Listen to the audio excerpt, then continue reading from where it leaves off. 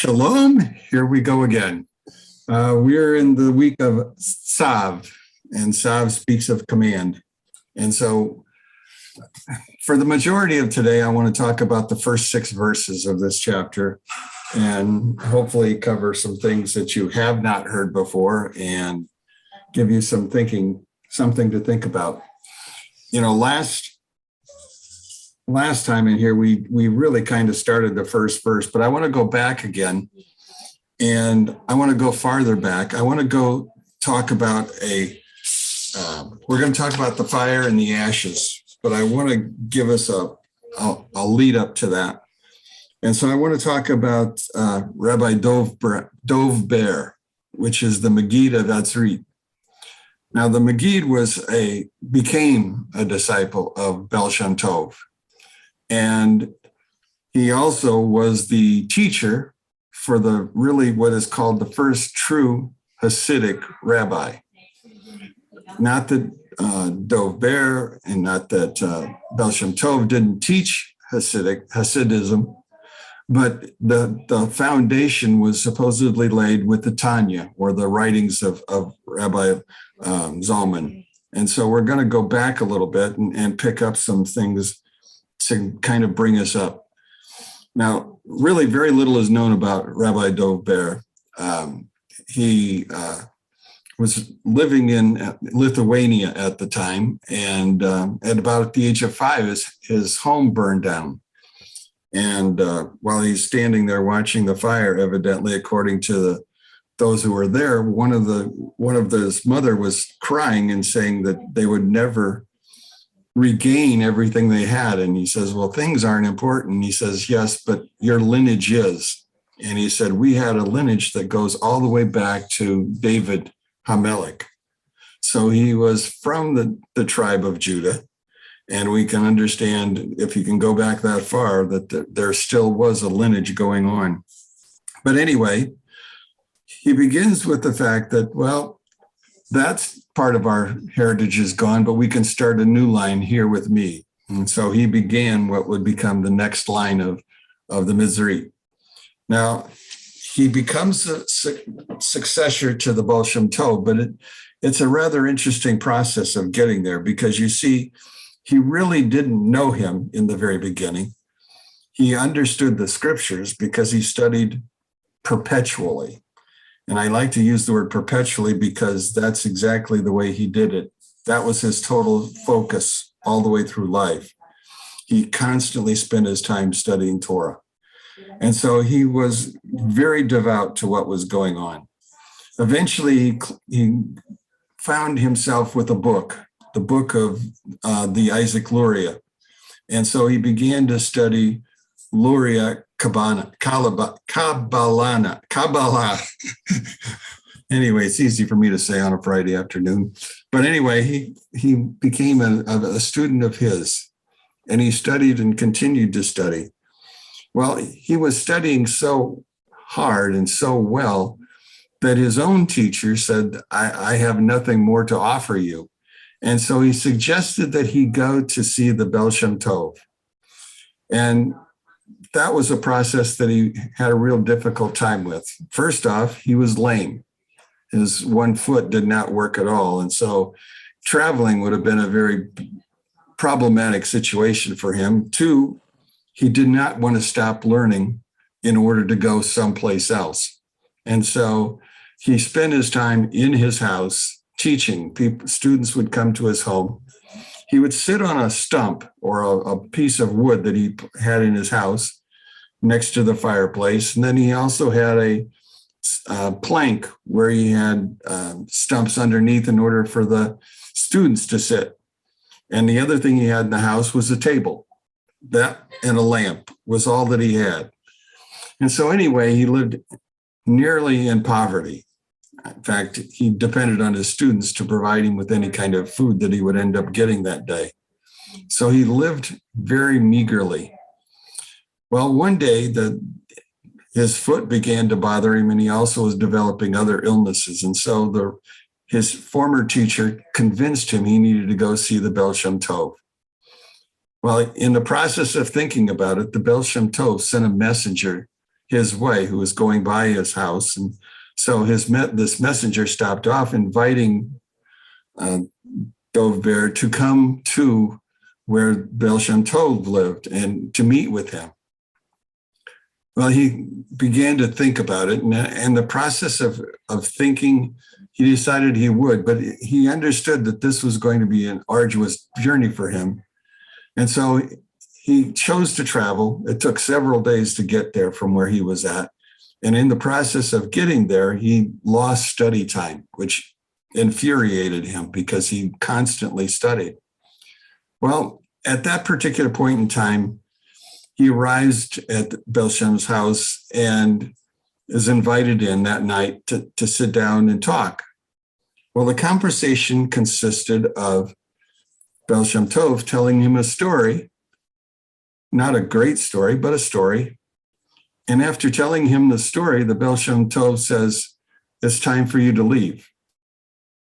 No conversation. Well, that was okay for a little bit. But the next day he came back again. And this time the rabbi tells him another story, to which at the end he says, "Now it's time for you to leave." So he came to the conclusion that he wasn't going to spend any more time there. That night, that when as soon as the moon was out, that he was going to begin his travels back home. Well, just before he could leave, the rabbi sent a servant to him. And as the rabbi sent the servant to him, he asked him to come back that night. And so Rabbi Dov Ber came back. And when he came back, the rabbi looked at him and he says, "Do you study Torah?" He says, "Diligently." He says, "Well, do you know Kabbalah?" He says, "Very much so." And he says, I'd like you to read this passage from the Etzaim, which is the book, The Tree of Life, which is a book that he had created. And so he read the passage and he says, "Now I want you to tell me what it means." And so Dov Ber interpreted the passage and he says, "That's wrong." He looked at him and he says, "Well, tell me again." And so he retells the story. He changes the words a little bit, but he retells the same story. And at that point in time, the rabbi says, "You're wrong." Well, he knew the passage inside and out, and he understood the passage and he understood what it meant, but Baal Shem Tov didn't agree with him. And he says, "Well, you tell me what it means." And so rather than tell him what it meant, he went back and began to read the passage to him. And as he was reading the passage to him, the room began to light up. Not only did the room begin to light up, but he began to see the angels that were in the room with them. And not only was he seeing the angels and the bright lights, but he was also beginning to hear the voice of the Loria.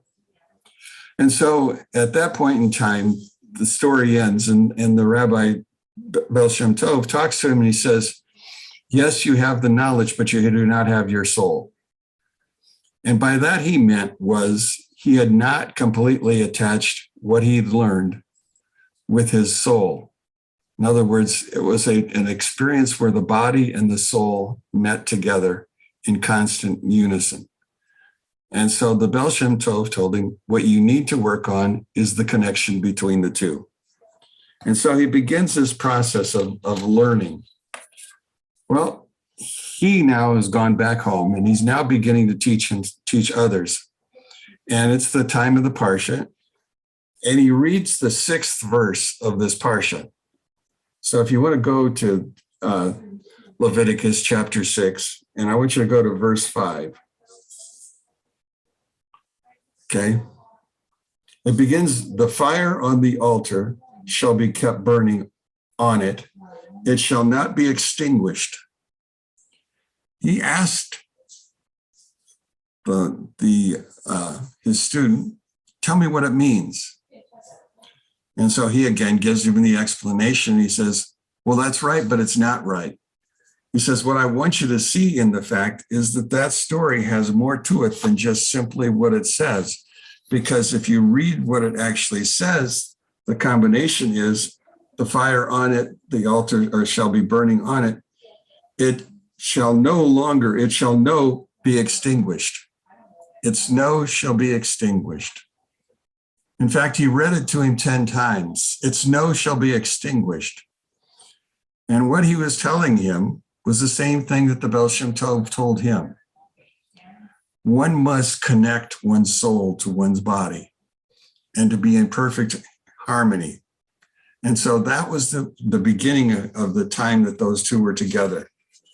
Well, as we go through this story, I want you to look at over on the right side.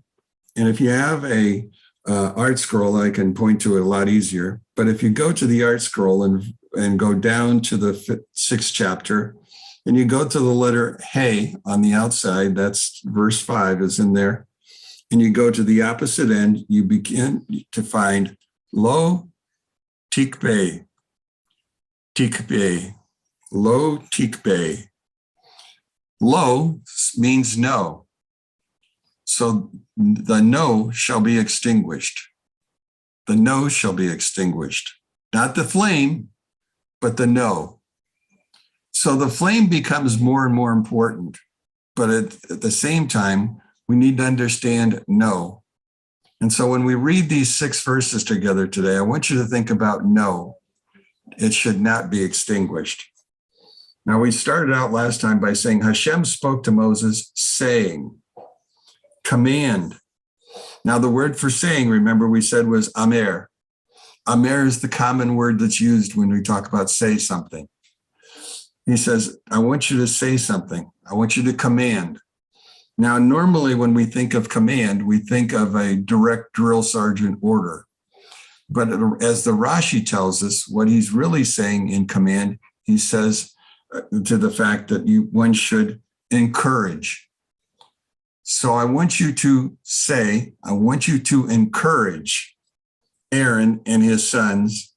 And again, we have the word say, but this time it's not the same say. What we're now looking at is a word that gives us the understanding of, I'll go back to the first line and you'll find it.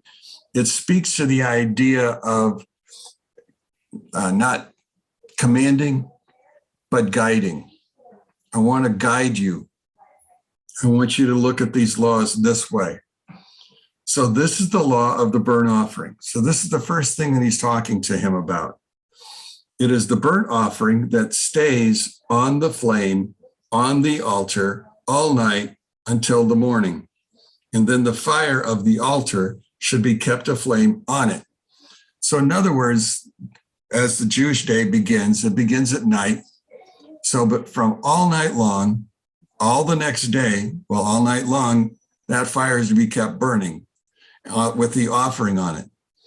In the morning, it will be replaced by another offering, another burnt offering.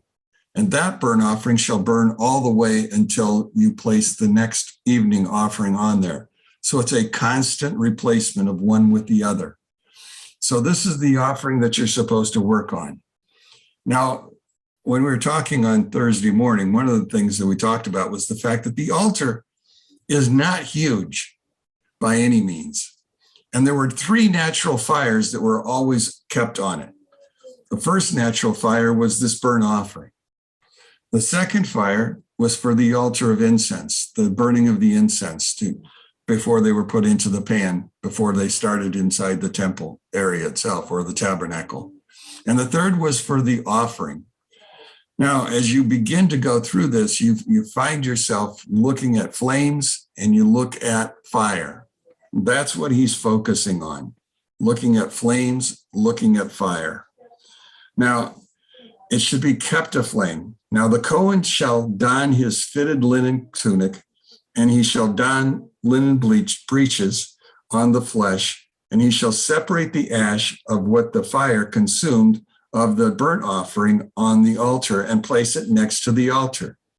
And then he shall remove his garments, don other garments, and he shall remove the ash to the outside of the camp to a pure place.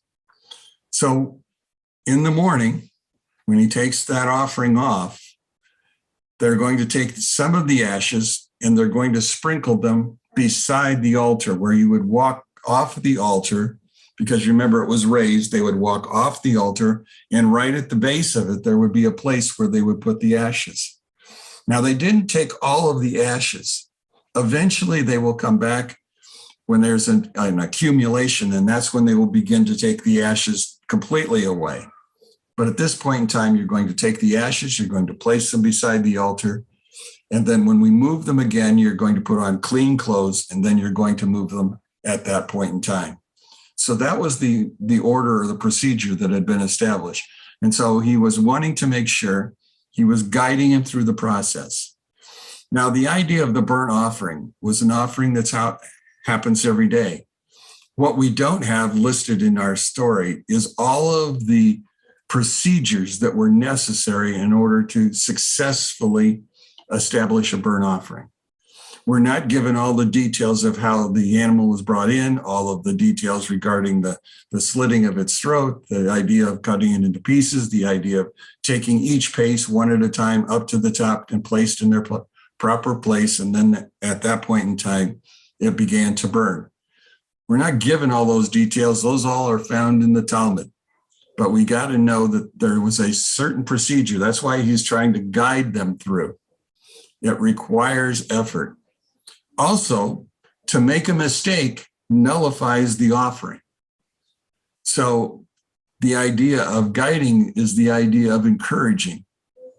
When we encourage one another, we're attempting, in some sense, to guide them through a process, guide them to what we think is a success. Every day, we all have problems. Every day, we go through a process. And so I want you to consider what's going on. I want you to think about this guiding through a process. The last verse goes on to say, well, fifth verse, again, the fire on the altar shall be kept burning on it. It shall not be extinguished, and the Cohen shall kindle wood upon it every morning, and he shall prepare the burnt offering upon it, and it shall cause the fats of the feast offering to go up in the smoke upon it.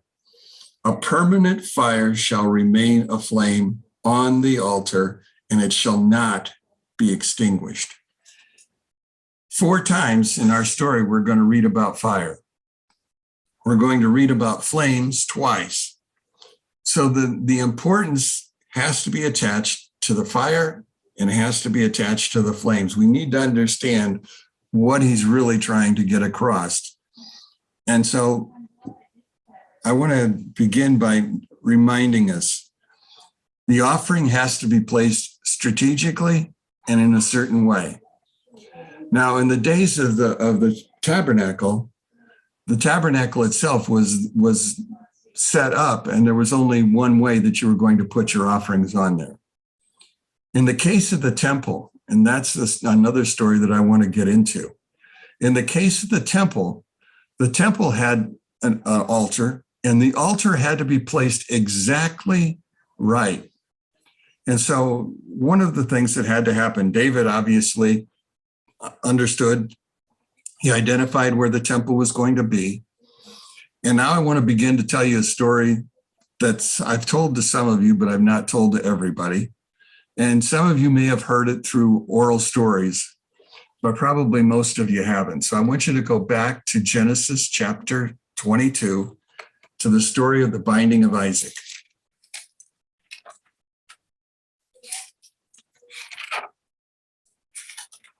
I first learned this story from Vendell Jones, who was talking about a rabbi that he had talked with, who had walked him through this whole process of understanding what happened there in the binding of Isaac. And so I won't go through that whole story. It only took him 45 minutes. That's what this Texas drawl, he got through it. But anyway, in the meantime, I want you to go to verse number 6. 22:6 begins, and Abraham took the wood for the offering and placed it on Isaac. Now, Isaac was 37 years old at this time. So understand the Christian stories that we often heard talked about little boy Isaac carrying the wood, but little boy Isaac is 37 years old. So he's the son, and he took in his hand the fire and the knife, and the two of them went together. So they have fire, they have knife, they have the wood.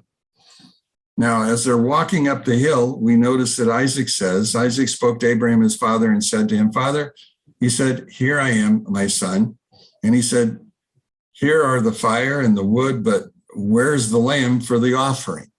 I want you to mark your mind, lamb, lamb. Now, Abraham said, "God will seek out for us a lamb for the offering, my son." And the two of them went together. So Abraham assures him that God is going to provide the lamb. As we go to the next verse, they arrived at the place, Makon. Now, the place always refers to the Temple Mount itself, or in this case, it was still called Mount Moriah. And an altar was erected at that particular point in time on which Isaac would be placed. And it says, from which God had spoken to him. And Abraham built the altar there. He arranged the wood. He binds Isaac, his son, and he placed him on the altar atop the wood. Now, Abraham stretched out his hand and he took the knife to slaughter his son. Now, the understanding would have been what he was going to do was to slit his throat. That's how he was going to slaughter his son. That's part of the shochet. Now, in the process, notice what happens. So the angel of Hashem called to him from heaven and said, "Abraham, Abraham." And he said, "Here am I," or "Here I am." And he said, "Do not stretch out your hand against the lad, nor do anything to him, for now I know that you are a God-fearing man, since you have not withheld your son, your only one, from me." And Abraham raised his eyes and saw, behold, the ram afterwards caught in the thicket by its horns. So Abraham went and took the ram and offered it up as an offering instead.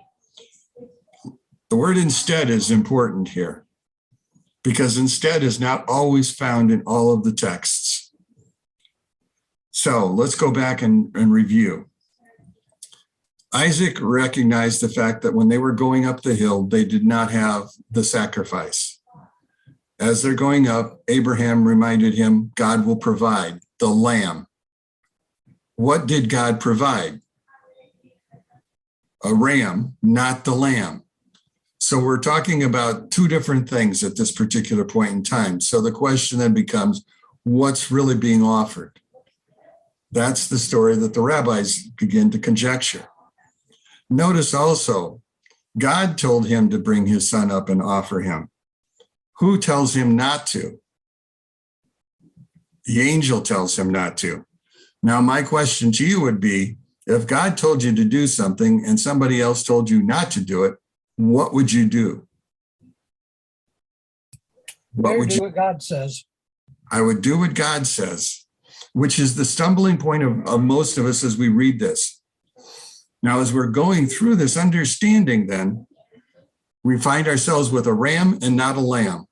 We find ourselves with a man talking, an angel talking to Abraham, but not God.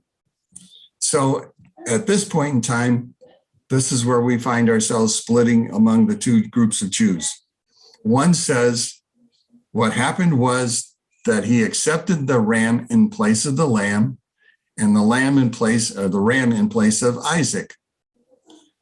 Others said, no, what happened is that the ram that was caught in the thicket was benot. It was to put on top of Isaac. And so Isaac and the ram were both burned in the sacrifice. Thus, we have ashes. Now, those ashes now become very significant if this truly does happen. But again, we understand that God is God, and God may not have done this, or God may have had this happen. What we do know in the end is what will happen is, go back down to verse number 17, go to 17. Then I surely will bless the greatly increase your offspring like the stars of the heavens and the sand of the sea, and your offspring inherit the gate. And all the nations of the earth shall bless themselves by the offspring, because you have listened to my voice. Not angel's voice, but you've listened to my voice. Next, Abraham returned to his young men, and they stood up and went together to Beersheba. Who's missing? Isaac. Isaac is missing.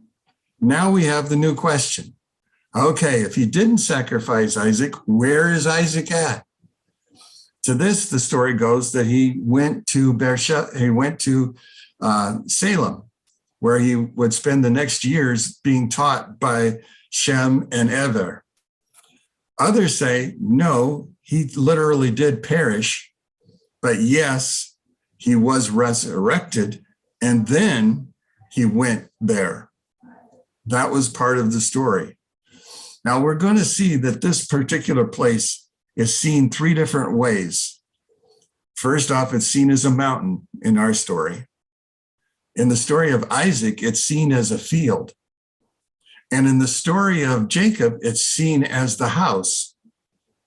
So it's got three different meanings to it. And so what we're working with is the meaning for the mountain at this particular time. And so our understanding has to be, if God, and this is where the story becomes interesting, because they said that the ashes of Isaac remained on that altar, that they were never cleaned off, that they remained there always. So that when they began to establish the temple, they knew exactly where the altar was to be placed, which gave them the automatic clues as to where the temple was at, and all of the outside surroundings, all of them were understood because of the ashes. Now remember, the ashes must have laid there for 600 years, because we have to go all the way down to Egypt, have to come all the way back. We have to go into the land, and it takes us almost 400 years before we finally build the temple with David. So there's a lot of time, but the story continues, and they continue to tell the story that that's what happened. So the altar is built the first time. Now they begin the sacrifices. Where does the burnt offering get placed on the altar? Exactly where Isaac was. That was what was going to happen. The burnt offering that Isaac was in the very beginning becomes the place where the burnt offering must be placed each and every time. So the temple is destroyed by Nebuchadnezzar and his men. 70 years later, the people are free. And so Ezra leads the people back, and they begin to identify where the temple was. So they begin by establishing an altar. Where did they find the altar? The altar was the altar of the first temple, which is the altar of Moriah, which is the altar that Isaac laid on. And again, that whole process starts over. So they begin their first offerings. Well, after that, the people scattered. They laid the first layer of stones around the Temple Mount, but they didn't finish anything. That was to be done later when Nehemiah came.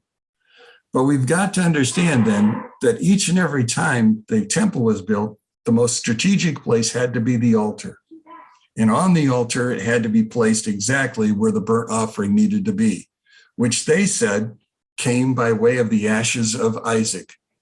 And so as they took the old ashes off, they never scraped off the ashes of Isaac. It was always to remain there.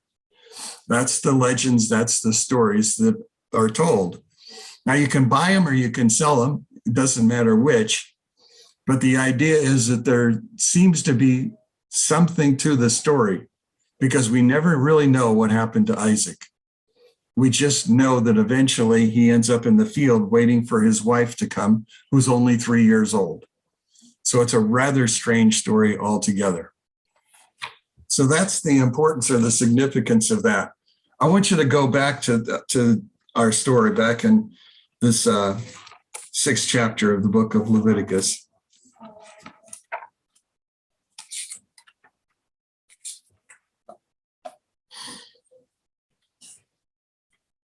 So 4 times we have the word fire. Twice the word fire is going to be attached to the fact that it must be a perpetual fire. And then this fact is that this soul, again, what's the fire about? Well, we know fire goes up. So the concept is that it's about going up. Now, we don't produce a sacrifice these days. Our sacrifices comes through prayer. But again, the direction is up. That's the significance of what's going on. And so when we begin to look at this, we're going to talk about the fact that by this, fire is attempting to draw near to God. Rabbi Carlyback, who was a great musician, as guitar player, I guess, as well as being a rabbi, one of the things that he does is the fact that he listens to what's going on. And in the process of listening to what's going on, he's teaching, but he's listening around him. And he finds it becomes very dull. And when it becomes very dull, all of a sudden, he will scream fire. Not only does he scream fire, but he says more fire, more fire. And what he's trying to do is induce his audience into thinking about more clearly and focusing more clearly on what he's trying to teach. You see, the fire is about drawing near. So when he calls for it, he's asking for people to draw near. In other words, hear my words, draw on those words, and go with those words. Now, there's an interesting thing. The word for joy is simcha. Simcha begins with the letter shin also. Shin is that three-pointed star that goes up. Remember when we talk about God's name is in Deuteronomy, God will take you to the place where his name is inscribed or imprinted. That's the letter shin. That's where the three mountains or the three hills are. That's where everything comes from. Well, Shimka is associated with joy, but it's also associated with fire. You see, fire is to be about joy. Joy is to be about fire. In fact, it's Aleph Shin, Aish. That's what it is, Aleph Shin, it's Aish. Now, I want you to, since you talked about it on Wednesday night, I want to talk to you a little bit about going back into that second verse. And I want you to notice the little m, the mem, okay? So we're in verse 2. You're on the second line.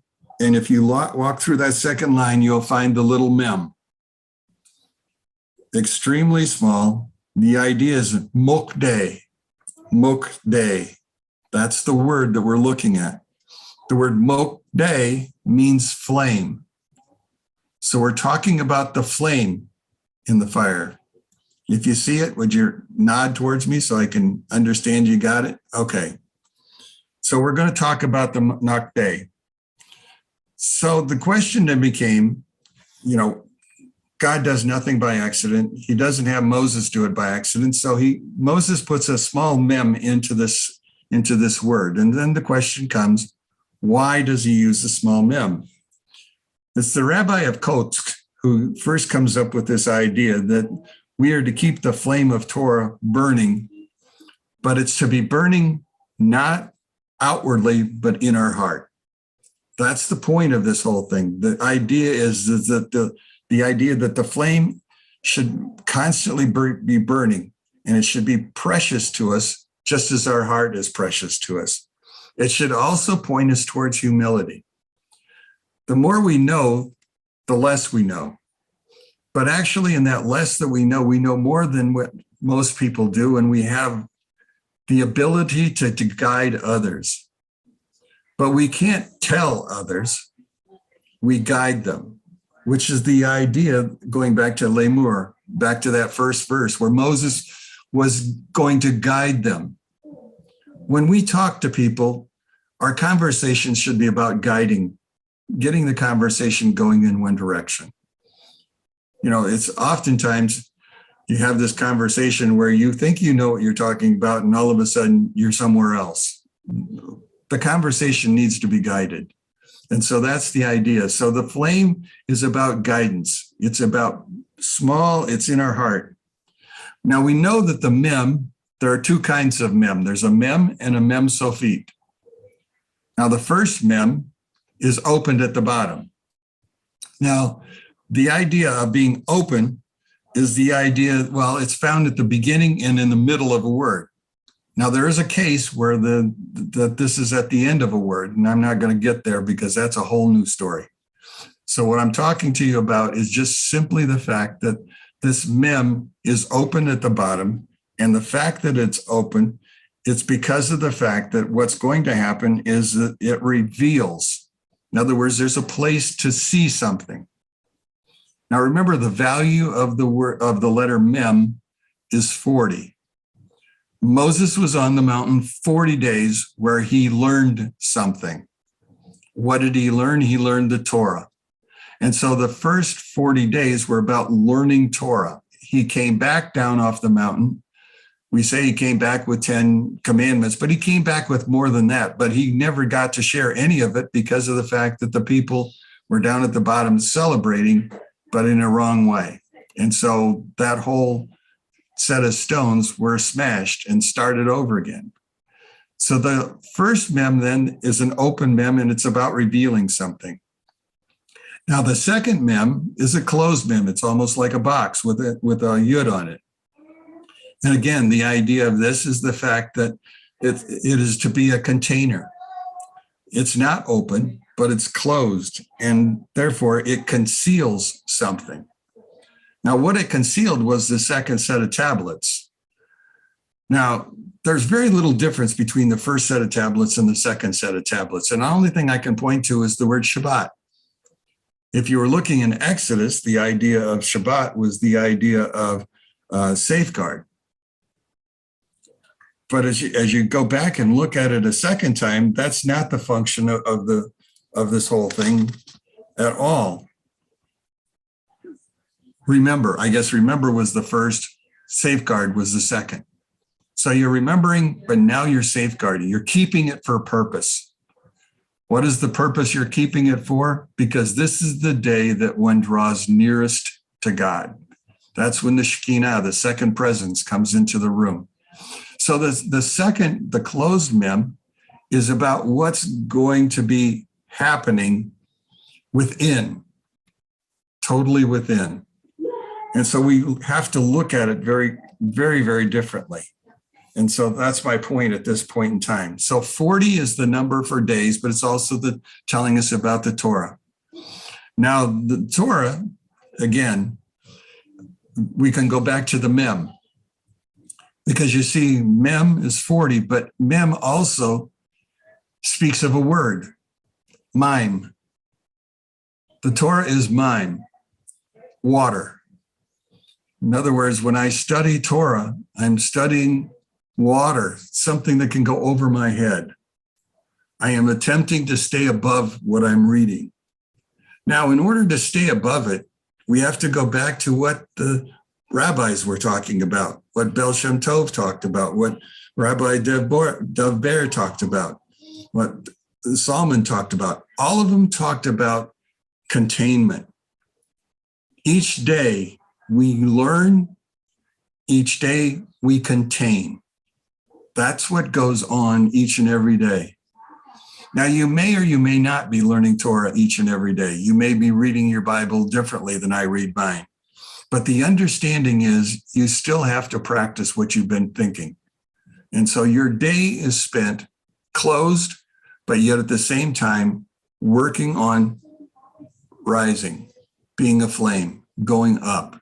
That's what's happening at this particular point in time. So I want you to understand.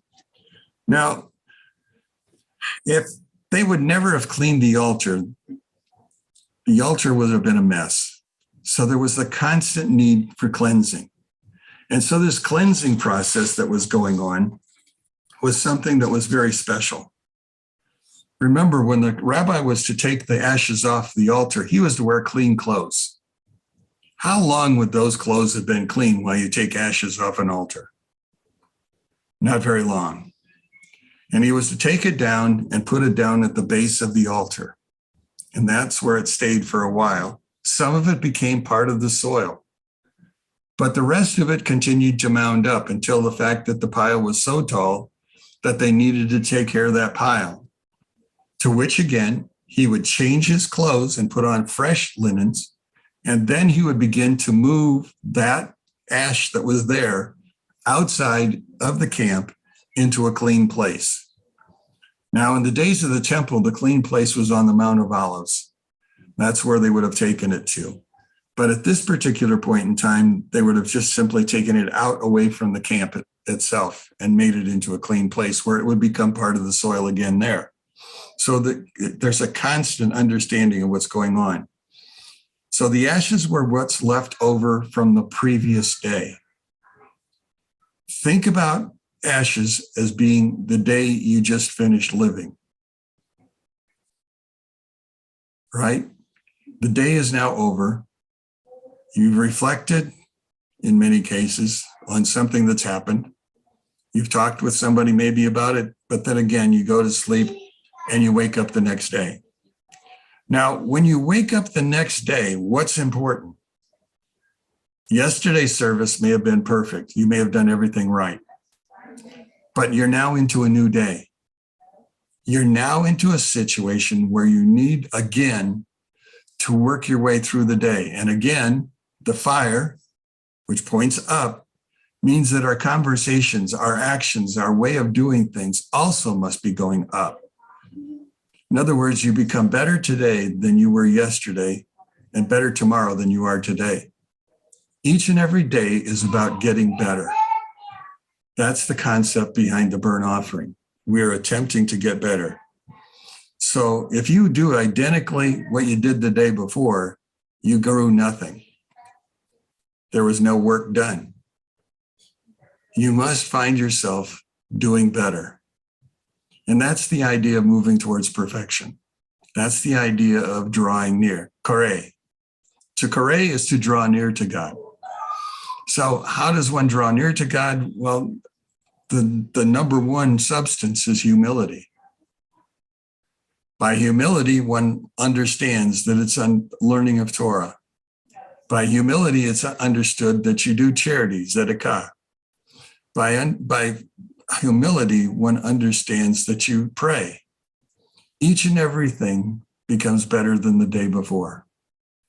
A very difficult process, one in which everybody fails. But that does not mean that you do not try. It just means you have to work at it, which is what the priests had to do every day in dealing with the offerings that had to come. Over and over again. Always the mundane, because, we found it to be exciting if we were doing something new. And I'm sure the priests did too, and I'm sure the Kohen did too. But as the time wore on, now it becomes daily. How does one deal with daily? In other words, do we look for something new? Do we look to find out or to check to see what's going on? That's why each night the Hasidim, those who followed the ways of the Chabad movement now, that's why they began to say, tomorrow will only be different if we do something better. That's the concept. So you're not to feel guilty if you realize the exact same thing today that you did yesterday. But the goal is to get better. That's the goal behind what's going on. With that, I've gone 40 minutes. I take my time out.